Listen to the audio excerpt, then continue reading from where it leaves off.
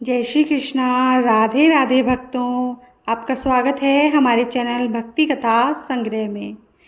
आज हम आपको जगन्नाथपुरी के मंदिर से जुड़ी एक कहानी आपके सामने प्रस्तुत करने जा रहे हैं। जगन्नाथपुरी के मंदिर में भगवान कृष्ण, बलराम और सुभद्रा की आँखें फैली हुई क्यों हैं? ये हर मनुष्य के लिए आश्चर्य का विषय है कि जगन्नाथपुरी के मंदिर में भगवान कृष्ण के साथ राधा क्यों नहीं है, और दूसरा तीनों भाई बहन की आंखें इतनी फैली हुई क्यों हैं। इस विषय में एक प्रसिद्ध पौराणिक कथा है जो आज हम आपके सामने प्रस्तुत करने जा रहे हैं। एक बार माता यशोदा माता देवकी के साथ द्वारिका पधारी। वहाँ कृष्ण की रानियों ने माताओं से कृष्ण के बचपन की लीलाओं का वर्णन करने का अनुरोध किया। उनके साथ बहन सुभद्रा भी थी। माता यशोदा ने कहा कि वह उन्हें कृष्ण तथा उनकी गोपियों की लीलाएं तो सुना देंगी, पर यह कथा कृष्ण और बलराम के कानों तक नहीं पहुंचनी चाहिए, क्योंकि इसको सुनकर कृष्ण को बहुत दुख होगा। सुभद्रा द्वार पर पहरा देने के लिए बैठ गई। माता के कहने पर सुभद्रा द्वार पर बैठ गई और वो पहरा देने लगी कि कहीं कृष्ण ना आ जाए और ये कथा सुन ना ले। माता ने लीलाओं का गान शुरू किया। भगवान की लीला का रसपान करने में सब अपनी सुध बुध खो बैठे थे। सुभद्रा को भी पता ही नहीं चला कि कब भगवान श्री कृष्ण और बलराम भी वहाँ आ गए हैं और उनके साथ ही कथा का आनंद लेने लगे हैं। बचपन की मधुर लीलाओं को सुनते सुनते उनकी आंखें फैलने लगी। सुभद्रा की भी यही दशा हुई।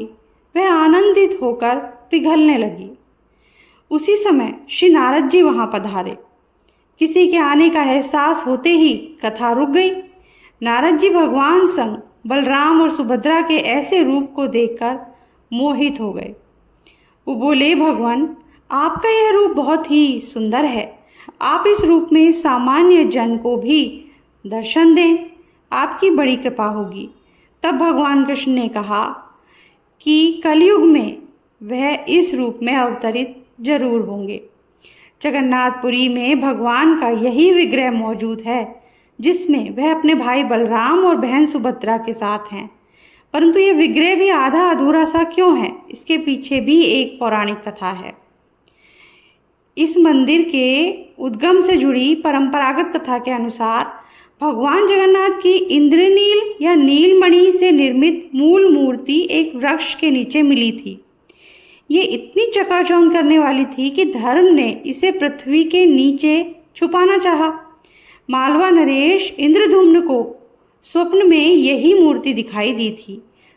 तब उसने कड़ी तपस्या की और तब भगवान विष्णु ने उसे बताया कि वह पुरी के समुद्र तट पर जाए और उसे एक दारू का लट्ठा मिलेगा। उसी लकड़ी से वह मूर्ति का निर्माण कराए।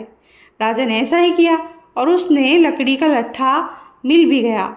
उसके बाद राजा को विष्णु और विश्वकर्मा बढ़ई कारीगर और मूर्तिकार के रूप में उनके सामने उपस्थित हुए, किंतु उन्होंने ये शर्त रखी कि वे 1 माह में मूर्ति तैयार कर देंगे, परंतु जब तक एक कमरे में बंद रहेंगे और राजा या कोई भी उस कमरे के अंदर नहीं आ पाएगा।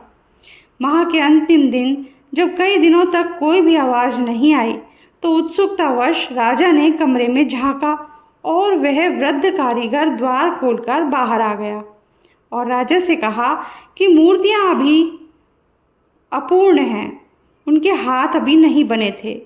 राजा के अफसोस करने पर मूर्तिकार ने बताया कि यह सब दैववश हुआ है और यह मूर्तियां ऐसे ही स्थापित होकर पूजी जाएंगी। वह तभी से वही तीनों जगन्नाथ, बलभद्र और सुभद्रा की मूर्तियां मंदिर में स्थापित की गई। इसी के साथ आज की ये कहानी हम समाप्त करते हैं। अगर आपको अच्छी लगी हो तो प्लीज़ लाइक कर दीजिए, शेयर कीजिए और सब्सक्राइब कर दीजिए। अगर सब्सक्राइब नहीं किया है तो बेल आइकन प्रेस कर दीजिए ताकि हमारे आगे आने वाले वीडियोस भी आपको आसानी से मिल सकेंगे। Thank you. जय श्री कृष्णा। राधे राधे।